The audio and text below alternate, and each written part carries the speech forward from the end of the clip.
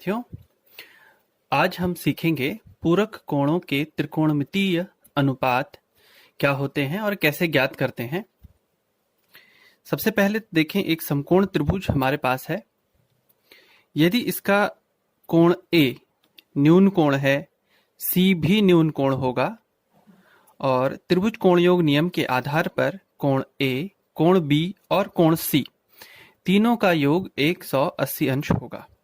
यदि इस 180 से आप ये 90 कम कर लेते हैं, बी कोण को कम कर लेते हैं, बचा कितना 90, अर्थात कोण C और कोण A का योग हमारे पास 90 अंश होना चाहिए। इसका क्या अर्थ होता है?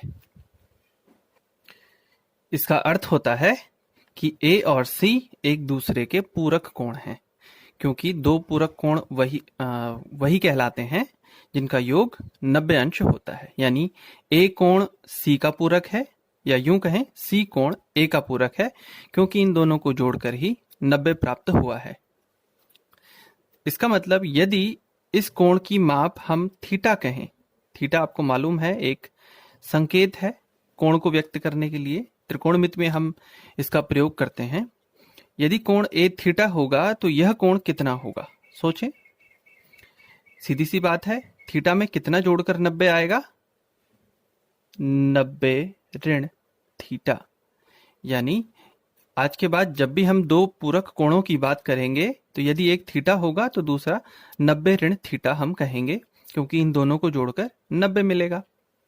अब देखिए, समकोण त्रिभुज में यदि कोण A के सापेक्ष हम सभी त्रिकोणमितीय अनुपात ज्ञात करें तो वो किस तरह से होंगे?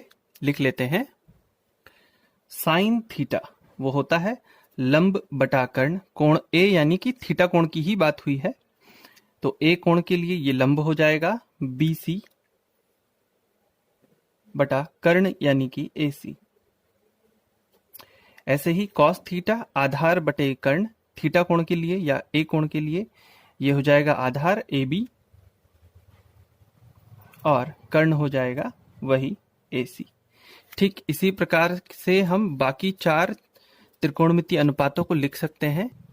तो इस तरह से हमने लिख दिया tan थीटा लंब बटा आधार, cot थीटा आधार बटा लंब, sec थीटा AC बटा AB, ये देखिए cos का ठीक उल्टा AC बटा AB, और cosec थीटा AC बटा BC, साइन का ठीक उल्टा लिख लेंगे AC बटा BC।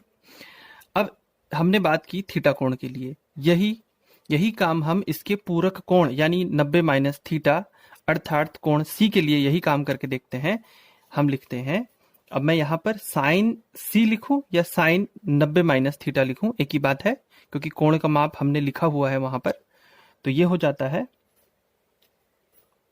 साइन C यानी कि 90 माइनस थीटा। तो देखिए, हमने पहले भी इस बात पर जिक्र किया हुआ है कि C कोण के सापेक्ष जब हम बात करेंगे तो उसके सम्मुख भुजा को हम लंब कहेंगे। तो अब हो जाएगा ये वही लंब बटे कर्ण, लंब बदल चुका है अब की बार, तो लंब हो गया है AB और कर्ण हो गया है AC। ऐसे ही कॉस के करेंगे, कॉस 90 माइनस थीटा, या यूं कहें ये कॉस C की बात हुई है, वही आधार बटे कर्ण। इस कोण के सापेक्ष आधार अब की बार BC होगा, क्योंकि यदि हम इस त्रिभुज को इस तरह से घुमा लें तो आप फिर से इस चीज को देख सकते हैं। ये देखिए, इस तरह से इसे समझा जा सकता है। अब देखिए, ये लंब हो जाता है, ये आधार ये कर्ण। ठीक इसी प्रकार हम लिख लेंगे cos theta, sorry cos 90 minus theta आधार बटा कर्ण, आधार हो गया BC बटा कर्ण AC, और ऐसे ही tan cot sec cosec 90 minus theta के मान हम लिख सकते हैं। तो इस तरह से अब देखिए क्या समानता है इन दोनों ही पूरक कोणों के त्रिकोणमितीय अनुपातों में, ये ध्यान दीजिए। यहां देखिए साइन थीटा है BC बटा AC, यहां देखिए कॉस थीटा है BC बटा AC, यानी ये मान इसके बराबर है। आप यूं कह सकते हैं cos 90 minus theta sine theta के बराबर होता है। ये एक तरह से हमारे लिए सूत्र बन गया। बिल्कुल उसी तरह से दूसरी तरफ देखें, साइन 90 माइनस थीटा का मान है ए बी बटा ए सी, ये भी ए बी बटा ए सी यानी कॉस थीटा के बराबर है। हम कह सकते हैं sine 90 minus theta cos theta के बराबर होता है। टेन को लिखा है बी सी बटा ए बी, यहाँ कॉट 90 माइनस थीटा आया बी सी बटा ए बी, यानी हम फिर से कह सकते हैं cot 90 minus theta tan theta के बराबर होता है। दूसरी तरफ टेन में देख लीजिए, tan 90 minus theta cot theta के बराबर है, ये देखिए। तो हम इस तरह से कह सकते हैं सेक 90 माइनस थीटा देखिए कोसेक थीटा के बराबर है, ये एक तरह का सूत्र बन जाता है, और sec 90 minus theta cosec theta के बराबर, और cosec 90 minus theta sec theta के बराबर।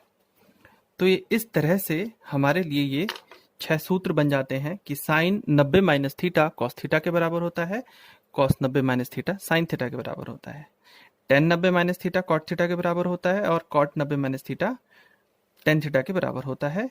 ठीक ऐसे ही sec 90 minus theta cosec theta के बराबर और cosec 90 minus theta sec theta के बराबर हो जाता है। ये हमें प्रश्नावली में बहुत काम आएंगे, देखते हैं। प्रश्नावली 8.3 का पहला प्रश्न देखिए, इसमें लिखा है साइन 18 अंश बटे कॉस 72 अंश, इसको हल करना है। तो यदि हम ये पूरक कोणों के त्रिकोणमितीय अनुपातों के बारे में जानकारी नहीं रखते हैं तो आपको पहले ही आप सोचेंगे कि 18 अंश के लिए तो हमने साइन का कोई मान ज्ञात करना सीखा नहीं है, या कहेंगे 72 अंश के लिए तो हमने सीखा नहीं है, जबकि हमने जो तालिका बनाई थी उसमें 0 अंश और 30, 45, 60 और 90 के लिए हमने मानों को ज्ञात करना सीखा था। तो अगर यहाँ पर 30 होता या साइन 30 अंश बटा कॉस 45 तो आप आसानी से इसमें रखते और इसे हल कर लेते, लेकिन इस समय समस्या यही है कि 18 अंश या 72 अंश के लिए आपको त्रिकोणमितीय अनुपात ज्ञात करना नहीं मालूम है इन कोणों के लिए। तो एक खासियत है इस प्रश्न में, आप देखिए दोनों ही त्रिकोणमितीय अनुपातों के जो कोण दिए हुए हैं 18 और 72, अब इनको जोड़िए, 18 और 72 जोड़िए आता है 90, यानी कि ये दोनों पूरक कोण है। 18 और 72 एक दूसरे के पूरक है, यानी आपके दिमाग में ये बात उस समय आ जानी चाहिए कि ये पूरक कोणों के त्रिकोणमितीय अनुपातों से ही हल होने वाला है। तो क्या करेंगे, हम इन दोनों में से एक त्रिकोणमितीय अनुपात को बदल लेते हैं, चाहे आप साइन को बदलें चाहे आप कॉस को बदल लें। देखिए हम साइन के लिए करते हैं, साइन 18 अंश को हम क्या लिख सकते हैं 90 ऋण 72, क्योंकि 90 से 72 कम करेंगे 18 ही आएगा, जबकि हर में जो कॉस 72 लिखा हुआ है इसको हम जैसा था वैसा ही उतार लेंगे, कॉस 72 अंश। अब देखिए हमने अभी भी सीखा भी है साइन 90 माइनस थीटा कितना होता है, हमने सीखा है साइन 90 ऋण थीटा बराबर होता है कॉस थीटा के, यानी साइन 90 ऋण 72 को हम कॉस 72 कहेंगे, कॉस 72 अंश। और हर में तो पहले से ही कॉस 72 अंश है, तो देखिए अब इसमें हमें मान रखने की तो कोई ज़रूरत ही नहीं है, क्योंकि ये समान राशियां हैं। कॉस 72 का मान जो भी आता होगा और ये भी कॉस 72 ही है, दोनों एक दूसरे को पूरा पूरा विभाजित करेंगे, यानी ये उत्तर आएगा 1। ठीक इसी प्रकार हम दूसरा भाग ले लेते हैं, वो है tan 26 बटा कॉट 64। एक बार फिर देखिए, न तो हमें tan में 26 अंश का मान ज्ञात करना आता है, ना ही कॉट में 64 अंश का मान ज्ञात करना हमने तालिका में सीखा है।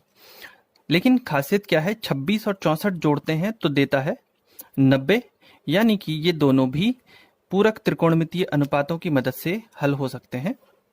तो हम क्या करेंगे, फिर वही या तो tan को बदल लेते हैं या कॉट को बदल लेते हैं, जैसा आपको ठीक लगे। तो चलिए इस प्रश्न में मैं कॉट को बदलने की कोशिश करते हैं, tan को हम जैसा था वैसा ही लिख देंगे। तो ये हो गया tan 26 अंश, कॉट को बदलते हैं, कॉट 64 की बजाय हम यहाँ लिखेंगे 90 ऋण 26, क्योंकि 90 से 26 कम करते हैं तो 64 आएगा। tan 26 उतार दीजिए, कॉट 90 माइनस थीटा, अभी फिर से हमने पढ़ा था कॉट 90 माइनस थीटा बराबर टेन थीटा होता है। तो ये हो जाएगा 10 26 अंश। अब 10 26 से 10 26 पूरा पूरा भाग चला जाता है और ये उत्तर देगा 1। इसी प्रश्न का तीसरा भाग देख लेते हैं। cos 48 ऋण sin 42 अंश। इनमें क्या देख रहे हैं हम? 48 और 42 जोड़कर देखिए 90 पूरा होता है, यानी ये भी पूरक कोण दिए हुए हैं। तो इसमें भी हम क्या करेंगे कि एक त्रिकोणमितीय अनुपात को बदलने की कोशिश करेंगे।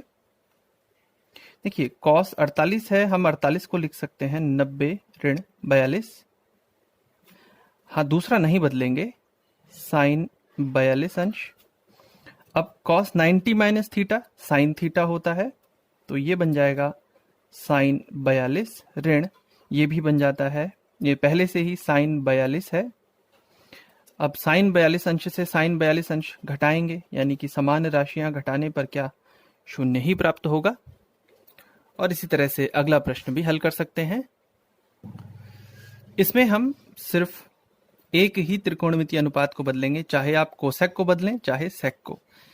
आप किस तरह से करेंगे? कोसेक को लिख सकते हैं, कोसेक यहां पर लिखेंगे 90 ऋण 59, तो ये बदलकर बन जाएगा सेक 59, और सेक 59 से सेक 59 घटाएंगे तो शून्य मिलेगा।